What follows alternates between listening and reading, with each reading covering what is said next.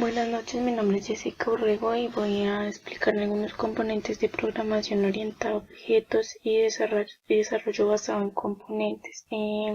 La programación orientada a objetos nace con la necesidad de hacer que los códigos programados sean un poco más sencillos y a su vez que puedan ser reutilizados.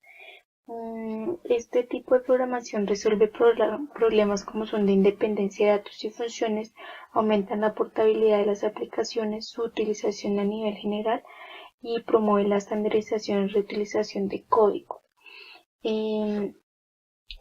El primer que voy a explicar es objeto. Entonces, el objeto es el concepto clave de la programación orientada a objetos. La idea de objeto, de un objeto es similar a en el mundo real. Un objeto puede ser una silla, una mesa, un computador. En este caso sería el perro. Los objetos tienen dos características, un estado y un comportamiento. Por ejemplo, para el perro tiene un estado que es el nombre, el color, la raza, la altura, y un comportamiento que es ladrar, cavar, llorar, dormir, comer. Los objetos en programación son modelos observando objetos del mundo real. Por ejemplo, implementamos el objeto perro dentro de nuestro programa definiendo los atributos y métodos del objeto perro real.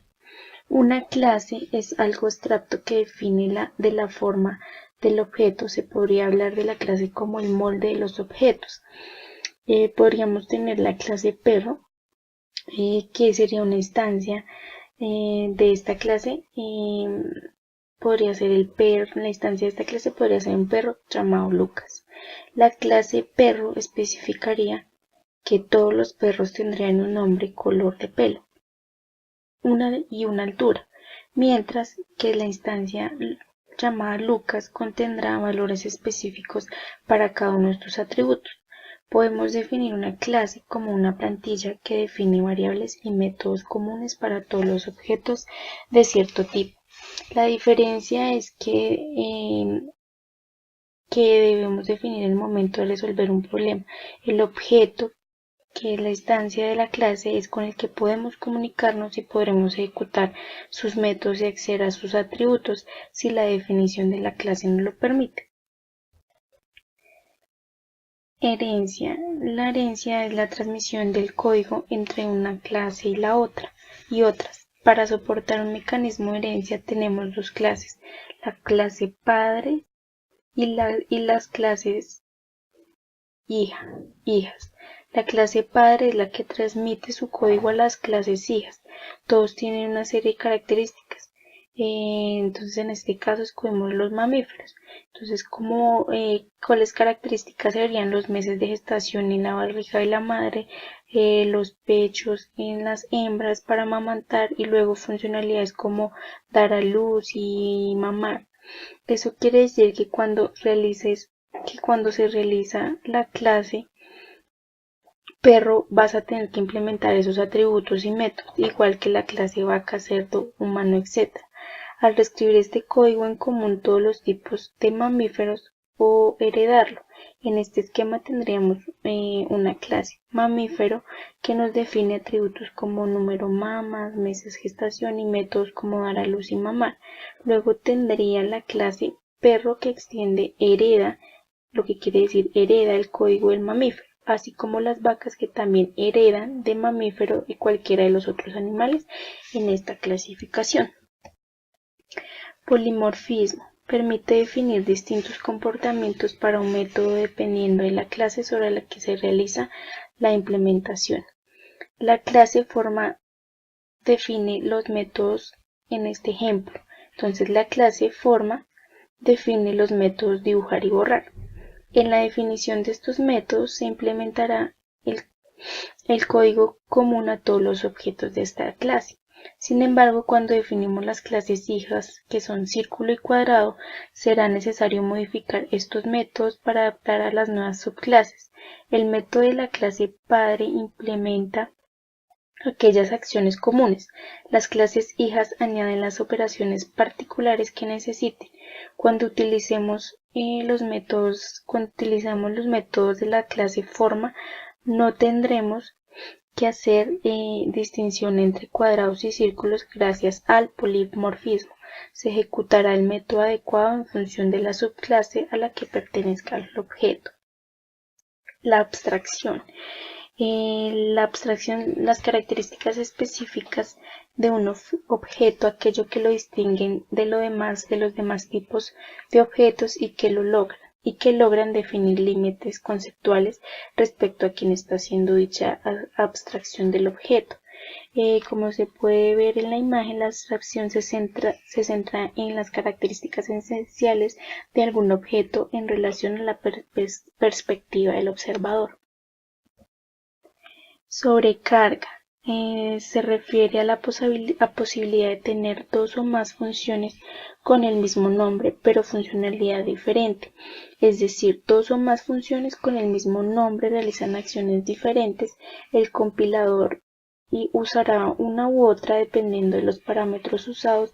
A esto se llama también sobrecarga de funciones. Constructor. El constructor es un método especial que se ejecuta en el momento que se crea un objeto de la clase new. Su misión es reservar memoria e inicializar las variables miembros de la clase. Encapsulamiento. El encapsulamiento se basa en reunir a todos los elementos que pueden considerarse pertenecientes a una misma entidad. Un ejemplo es como cuando vemos televisión. Las personas no se preocupan del modo como este funciona. Lo único que les interesa es cambiar de canal o aumentar el volumen, a menos que sean expertos en electrónica o técnico en televisores, ya mirarán que va más allá. La encapsulación se encarga de mantener ocultos los procesos internos que necesita para hacer lo que sea que se haga, dándole al programador acceso solo a lo que necesita.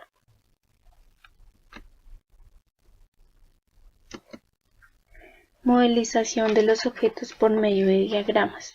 Un diagrama de objetos se enfoca en los atributos de un conjunto de objetos y cómo esos objetos se relacionan entre sí. Por ejemplo, en el siguiente diagrama de objetos, las tres cuentas bancarias están ligadas al mismo banco. Los títulos de clase muestran el tipo de cuentas, que son ahorro corriente y tarjeta de crédito, que un cliente dado podría tener con este banco en particular. Los atributos de clase son diferentes para cada tipo de cuenta.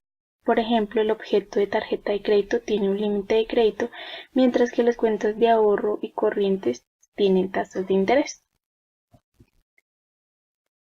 Desarrollo basado en componentes. Entonces, un componente es una unidad de composición de aplicación software que posee un conjunto de interfaces y un conjunto de requisitos y que ha de poder ser desarrollado, adquirido, incorporado al sistema y compuesto con otros componentes de forma independiente en tiempo y espacio. Sus características son identificable, que debe tener una identificación que permite acceder fácilmente a sus servicios y que permite su clasificación. Autocontenido, no debe requerir de la utilización de otros para finiquitar la función para la cual fue diseñado, puede ser reemplazado por otro componente, se puede reemplazar por nuevas versiones u otro que reemplace y mejore. Con acceso solamente a través de su interfaz, debe asegurar que éstas no cambiarán a lo largo de su implementación. Sus servicios no varían, las funcionalidades ofrecidas en su interfaz no deben variar, pero su implementación sí. Bien documentado, un componente debe estar correctamente documentado para facilitar su búsqueda si se quiere actualizar, integrar con otros o adaptarlo.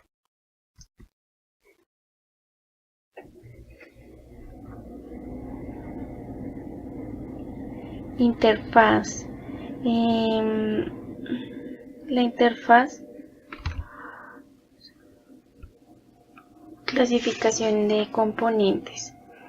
En la clasificación entonces está el tamaño de los componentes, puede ser medido por medio de las métricas utilizadas en el diseño orientado a objeto a través de líneas de código o orientadas a función.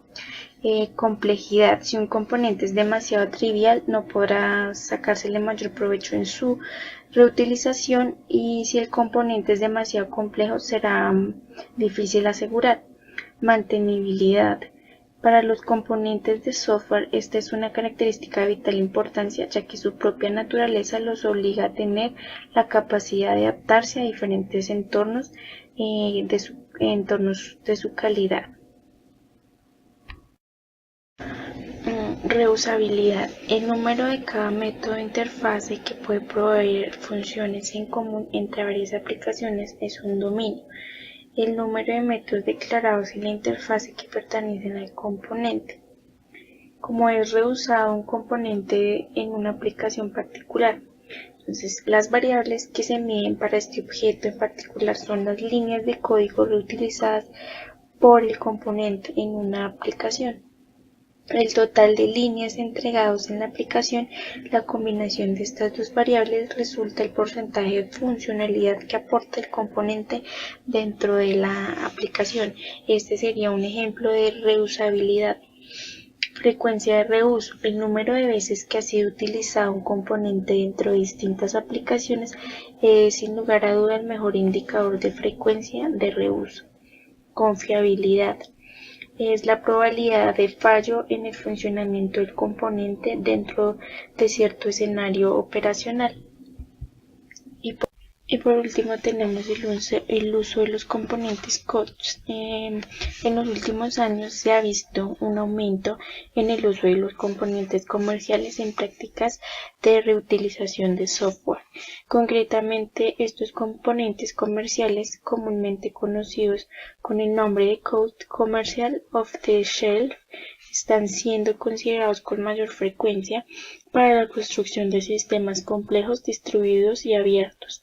Para la elaboración de estos sistemas, los ingenieros utilizan metodologías, procesos y técnicas de desarrollo basados en componentes, desarrollo de software basado en componentes. Los componentes de COTS se construyen mediante la integración a una gran escala de componentes adquiridos a terceras partes. Estas actividades de desarrollo afectan tanto a la organización encargada de hacer la adquisición como a la organización encargada de los componentes. La motivación por el empleo de estos componentes está en que estos permiten reducir tanto los costos como el tiempo de desarrollo, debido a que pueden ser comprados en el mercado en lugar de tener que ser desarrollados específicamente para la necesidad identificada. Muchos consideran que gracias a estos componentes los costos generales y tiempo de desarrollo pueden ser definitivamente reducidos, pero normalmente a expensas de un enorme incremento en trabajo de integración y una fuerte dependencia del fabricante.